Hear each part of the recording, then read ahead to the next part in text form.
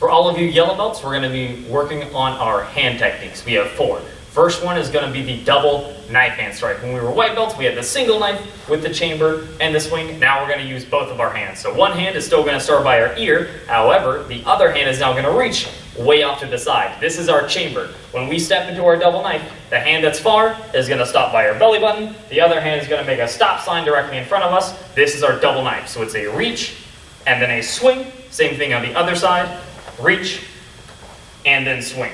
Make sure when you're doing your double knife, this hand is right in the middle of your body. You don't want it way up by your chin. You don't want it down by your belt. You want it dead center, right below your chest.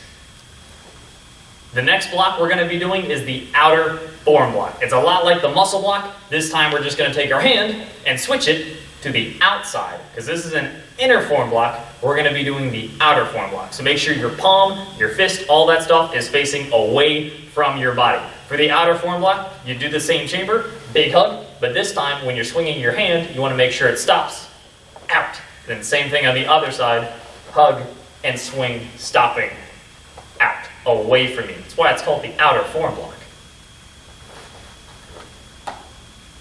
This next one is slightly complicated, especially because we just did the outer forearm block. This one is the outside block. They sound very similar, they look very similar, however they are 2 different moves. The outside block starts behind your head, and it's going to be swinging all the way in front of your body. So the outer forearm block is the hug and a swing. The outside block is behind the head, swinging in. So you're thinking of the bad guys trying to punch you on the side, so you're trying to block it in front of your body. It's a very large swooping motion, not a swing. So your hand starts behind your head, and then you're simply going to rotate it all the way in front, and same thing on the other hand, behind your head and rotating it once more all the way in front for our outside block.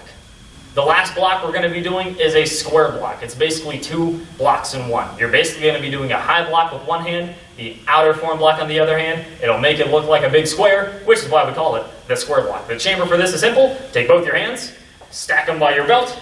We're going to block the opposite direction. So for me, I'm currently stacking on my right side, so I want to make sure I swing to my left. So when I turn, the hand that's on top is going to be doing an outer forearm block. The hand that's on the bottom of the stack does a high block, and it makes it look like a square. When I say square, I don't mean an actual square. Don't close your hands together. This looks ridiculous as a block. There's a slight gap, because this hand should be right about your eye level, and this hand should be way above your head. And unless the top of your head is where your eyeballs are, which isn't how the body works, you're not going to have a closed hand. So make sure they stack and swing, and then same thing on the other side, stack and swing. Nice big square block.